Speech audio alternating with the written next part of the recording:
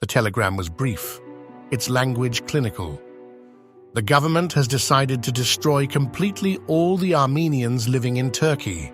Those who oppose this order cannot remain in official positions.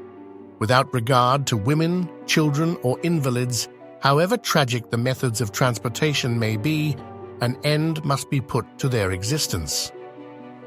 With these words, scratched onto paper in 1915, Mehmet Talat Pasha, Ottoman Minister of the Interior and architect of a genocide, set in motion the systematic destruction of a people who had lived in Anatolia for over 2 millennia. He then returned to his afternoon tea, methodically addressing other state affairs with the same bureaucratic precision.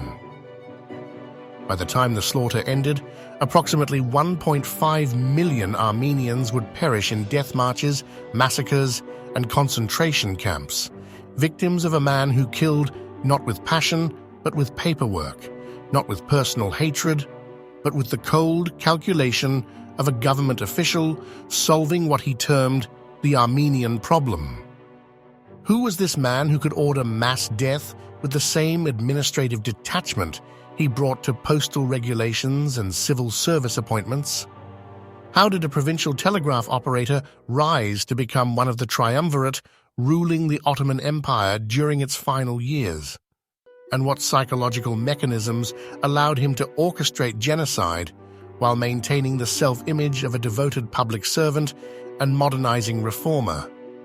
Born in 1874 in Edirne, formerly Adrianople, to a modest family of Turkish and Pomak descent, Talat's early life offered few hints of his future rise to power. Unlike many Ottoman officials of his era, he received no elite education. Instead, after a basic schooling, he trained as a telegraph operator, a humble but significant position in an empire struggling to modernize its communications infrastructure. This technical background gave him something more valuable than traditional Ottoman education: direct access to information flows across the crumbling empire, and an understanding of how modern bureaucracy could be harnessed for political ends. Young Talat witnessed an Ottoman state in profound crisis. The once mighty empire that had stretched across 3 continents was derided as the sick man of Europe, losing territories to European powers and nationalist movements. For ambitious young Turks like Talat, the empire's decline provoked both humiliation and determination.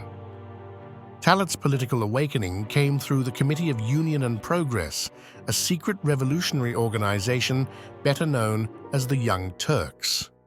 Initially joining in 1890, he quickly became valuable to the movement, using his position as a telegraph operator to communicate revolutionary messages while evading detection. When discovered in 1893, he was imprisoned briefly, a formative experience that hardened his revolutionary convictions and provided his first taste of political martyrdom. "I entered prison as a telegraph clerk," he later wrote. "I emerged as a committed revolutionary." The revolution, when it came in 1908, showcased Talat's political skills. As the Young Turks forced Sultan Abdul Hamid II to restore the constitution and parliament, Talat emerged as a natural organizer, pragmatic, methodical, and capable of building alliances across factions. While other revolutionaries made fiery speeches, Talat worked behind the scenes, consolidating the Cup's control over government institutions. By 1909, this former telegraph operator had become Minister of the Interior, controlling the empire's internal security apparatus and administrative structure. Physically, Talat cut an unimpressive figure. Contemporaries described him as short, with heavy-lidded eyes and drooping mustache.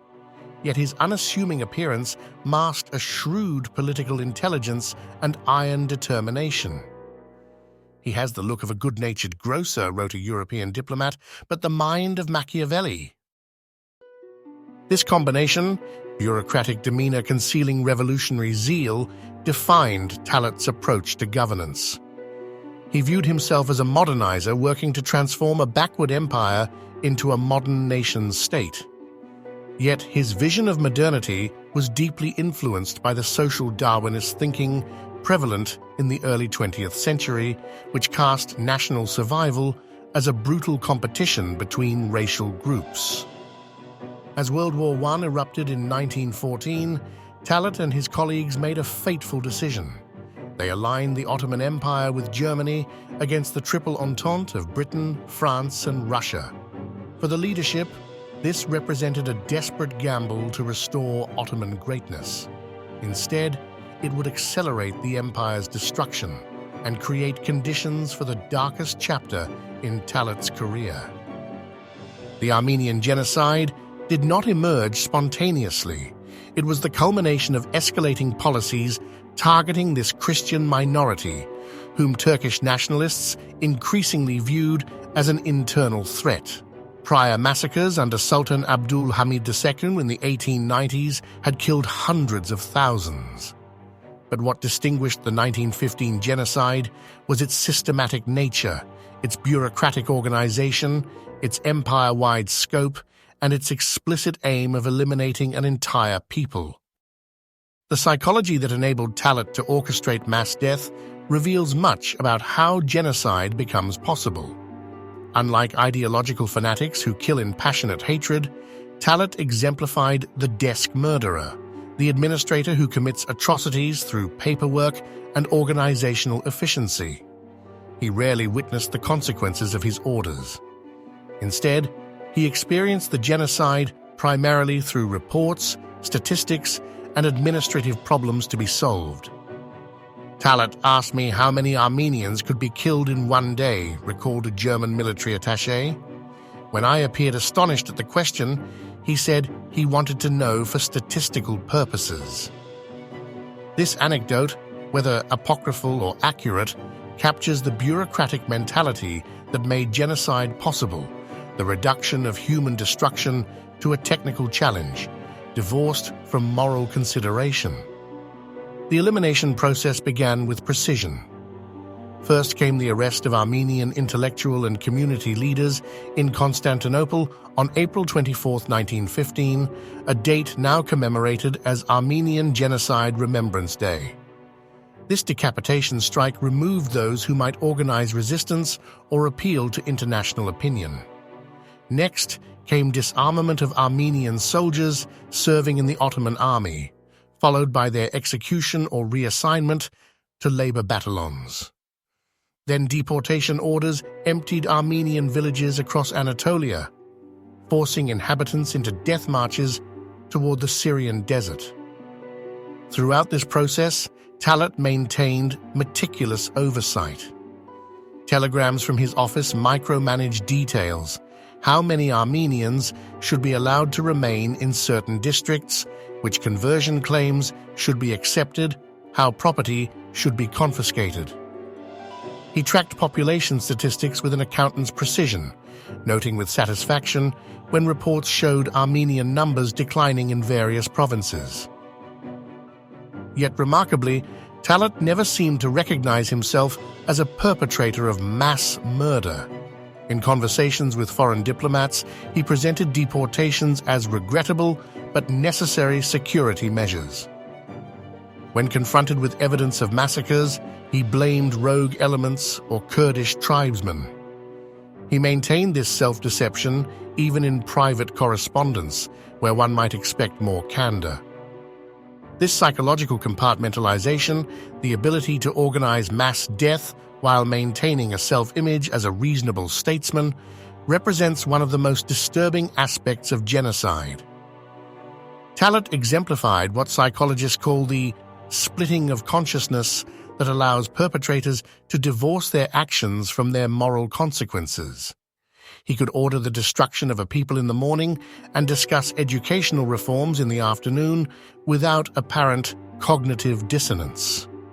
As Allied victory in World War I became inevitable, Talat resigned as Grand Vizier in October 1918. When the Ottoman Empire surrendered the following month, he fled aboard a German warship. A Turkish court would later sentence him to death in absentia for his role in the Armenian Genocide and for leading the empire into a disastrous war. Exile transformed Talat from powerful minister to hunted fugitive. Taking the name Ali Salih Bey, he lived in Berlin under German protection, a shadow of his former self. Yet even in hiding, he worked to justify his actions, drafting memoirs that portrayed the Armenian deportations as necessary measures during wartime emergency. "I admit that we deported many Armenians from our eastern provinces," he wrote, "but we never intended their destruction." This denial, contradicted by thousands of pages of telegrams bearing his signature, reveals a man unable to confront the magnitude of his crimes. Justice, when it came, was not delivered by courts or governments. On March 15, 1921, as Talat walked along Hardenbergstrasse in Berlin, a young Armenian student named Sogomon Tehlirian approached from behind. Tehlirian, whose entire family had perished in the genocide, fired a single shot into the back of Talat's head. The former Ottoman leader died instantly, his body collapsing onto the sidewalk of his adopted city. Tehlirian's subsequent trial became a de facto prosecution of Talat himself. Although technically tried for murder, Tehlirian was acquitted after the court heard extensive testimony about the Armenian Genocide. The verdict represented one of history's first recognitions that crimes against humanity might justify extraordinary measures when traditional justice fails. The legacy of Talat Pasha remains fiercely contested a century later. In modern Turkey, where acknowledgement of the Armenian Genocide remains officially taboo, some still view him as a patriot who made difficult decisions to preserve the Turkish nation during existential threat. Streets bear his name, and his remains, returned from Nazi Germany in 1943, lie in a monument of honor on Istanbul's Liberty Hill.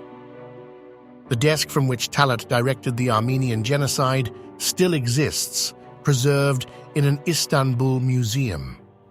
It is an unremarkable piece of furniture, wooden, practical, with drawers for organizing documents.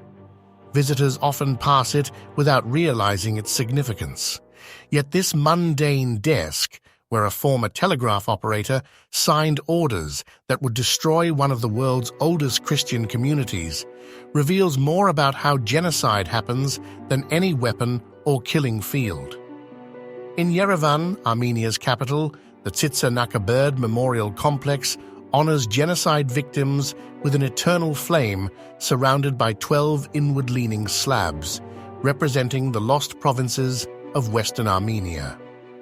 Across the plaza stands the Armenian Genocide Museum, where visitors can view originals and copies of Talat's telegrams, the bureaucratic instruments of mass death, preserved as evidence against denial. And in the visitor logs of the museum, one finds comments from people of diverse nationalities, many noting the same disturbing observation. The man who orchestrated this destruction through memoranda and telegrams would, in another context, have simply been an efficient government minister, cutting ribbons and supervising office workers, indistinguishable from thousands of other bureaucrats who never ordered a single death. The banal face of mass murder stares back from Talat's photographs, forcing us to confront an uncomfortable truth. The capacity for administrative evil lurks not in aberrant psychology, but in ordinary systems of governance, waiting for the moment when sorting people becomes eliminating them, when managing populations becomes destroying them, when telegrams become death warrants.